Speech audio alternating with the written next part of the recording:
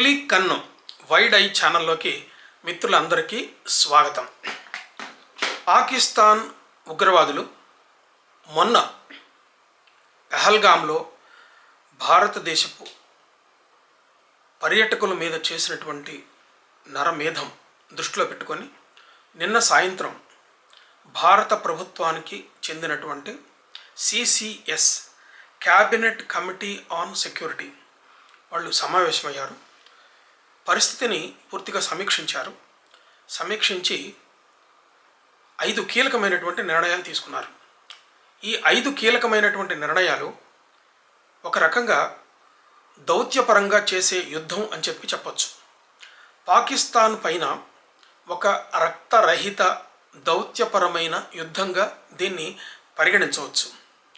పాకిస్తాన్ నడ్డి విరిచేటటువంటి కీలకమైనటువంటి నిర్ణయాలు భారత ప్రభుత్వం 5 నిర్ణయాలు తీసుకుంది. అవేంటో ఒకసారి చూద్దాం. మొట్టమొదటిది ఇండస్ వాటర్ ట్రీటీ 1960లో ఏర్పడింది. ఇది అంటే సింధు నది జలాలు, సప్తసింధు అంటాం కదా, ఈ సింధు నదికి సంబంధించినటువంటి జలాలను భారతదేశం పాకిస్తాన్ ఎలా పంచుకుంటుంది, పాకిస్తాన్కి భారతదేశం నీళ్లు ఏ ఒప్పందం మీద ఇస్తుంది, ఈ ఒప్పందాన్ని పూర్తిగా నిన్నటితోటే ఇమ్మీడియట్ ఎఫెక్ట్ తోటి అంటే సత్వర నిర్ణయంతో అదే అమలు అయ్యేలాగా నిర్ణయం తీసుకున్నారు. అంటే సింధు నది జలాలు ఇక పైన పాకిస్తాన్ దేశానికి పోకుండా ఆపేస్తారు. ఇది చాలా కీలకమైనటువంటి నిర్ణయం. దాని ఎఫెక్ట్ ఏంటో ఇప్పుడు మనం మాట్లాడుకుందాం.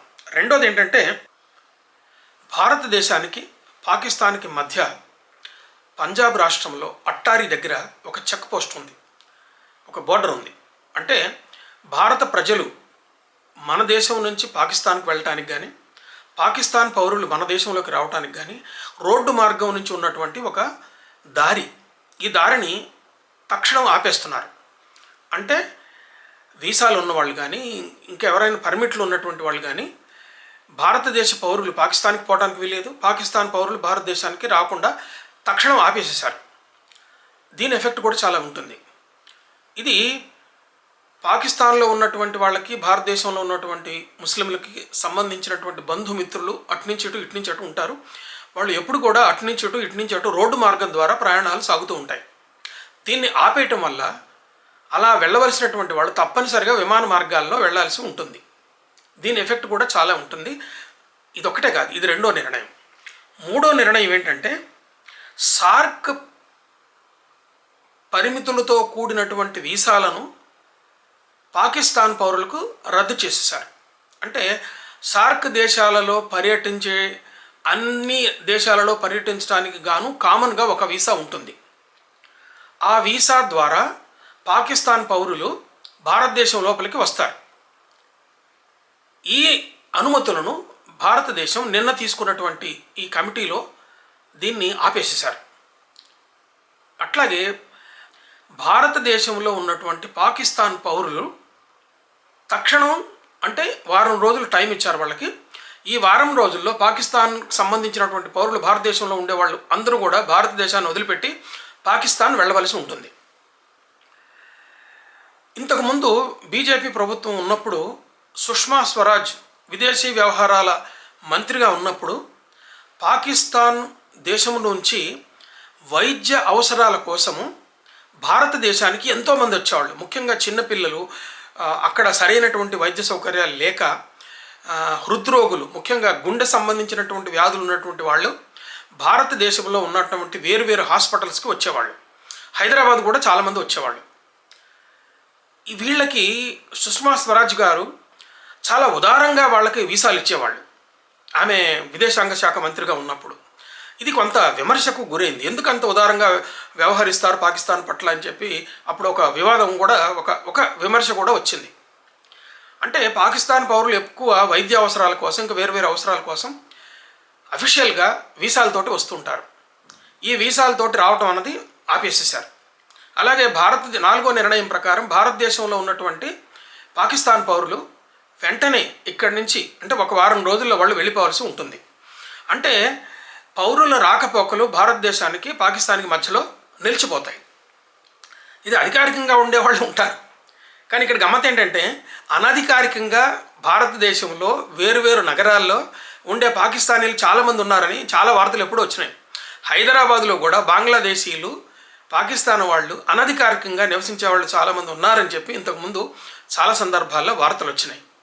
వాళ్ళకి స్థానికంగా ఉన్నటువంటి వాళ్ళు సహాయం చేసి వేరువేరు మార్గాల ద్వారా వాళ్లకు వివాహ సంబంధాల ద్వారా ఇక్కడికి రావచ్చు, లేదా అనధికారికంగా వాళ్లకు ఆధార్ కార్డులు ఇప్పించడం, రేషన్ కార్డులు ఇప్పించడం ఇలా జరిగినట్లుగా ఇంతకుముందు పరిశీలనలో హైదరాబాద్లోనే 2500 మంది అలా అనధికారికంగా ఉన్నట్లు ఒక అఫీషియల్గా వార్తలు వచ్చాయి.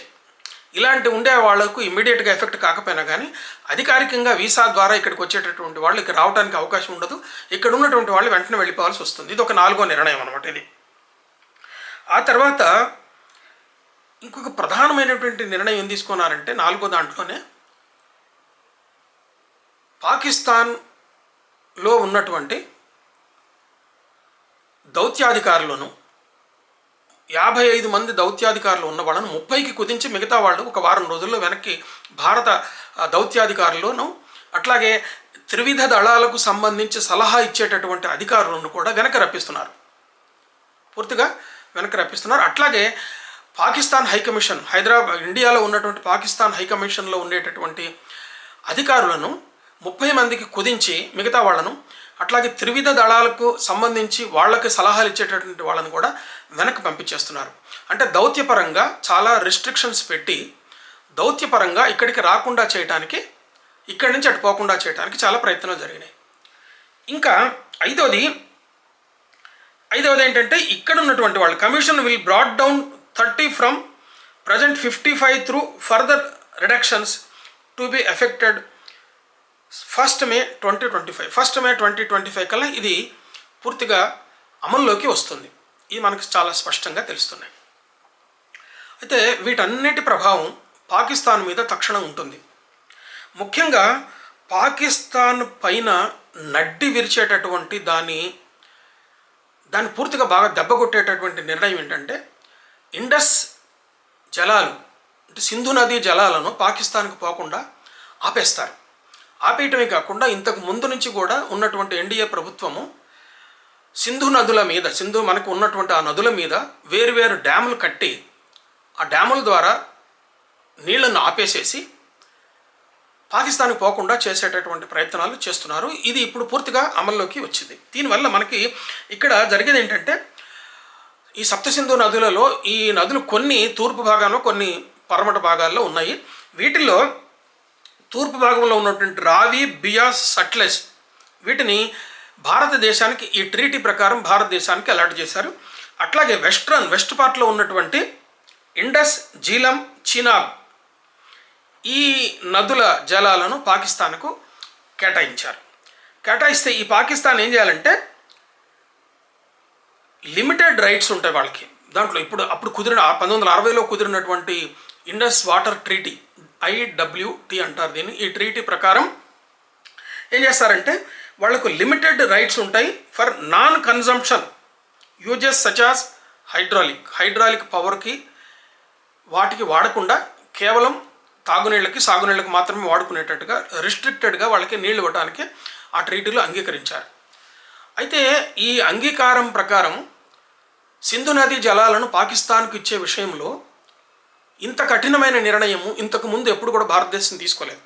మనకు 1971లో బంగ్లాదేశ్ యుద్ధం జరిగింది.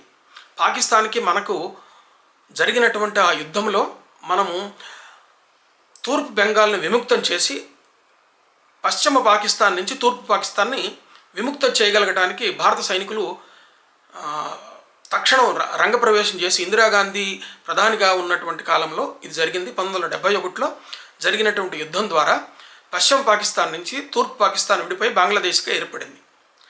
ఈ సందర్భంగా మనకి పాకిస్తాన్కి జరిగిన యుద్ధం జరిగింది 71లో.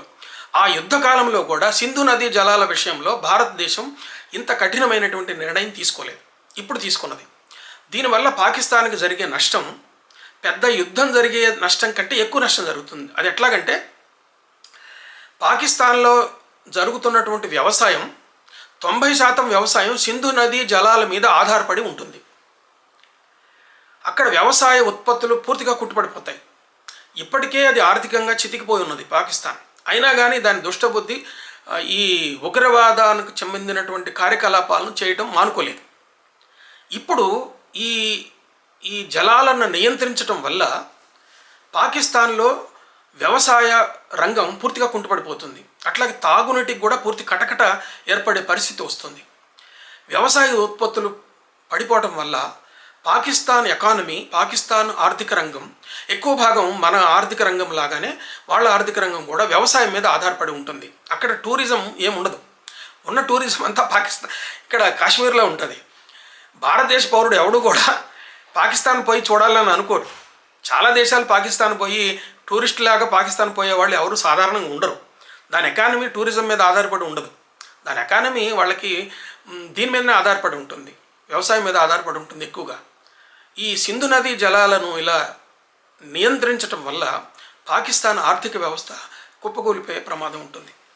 సో భారత ప్రభుత్వము తక్షణం తీసుకున్నటువంటి ఈ 5 నిర్ణయాలు చాలా కీలకమైనటువంటి నిర్ణయాలని చెప్పి మనం గట్టిగా చెప్పడానికి అవకాశం ఉంది.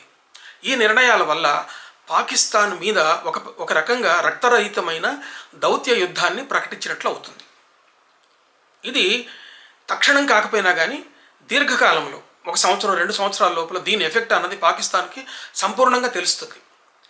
దీనికి లొంగిపోయి పాకిస్తాన్ ఉగ్రవాద చర్యలను నియంత్రించగలిగితే భారత ప్రభుత్వం పునరాలోచించేటటువంటి అవకాశం ఉంటుంది.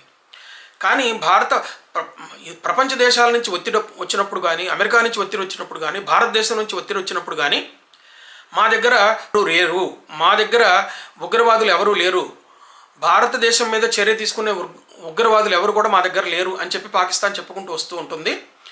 అట్లాగే బాంబేలో జరిగినటువంటి మారణ హోమంలో పాల్గొన్న ఉగ్రవాదులు పాకిస్తాన్లో ఉన్నారు, మాకు అప్పచెప్పండి అని చెప్పి భారతదేశం ఎప్పుడు అడుగుతున్నా కానీ వాళ్ళు మా దగ్గర ఎవరు లేరని చెప్తూ వస్తుంది పాకిస్తాన్.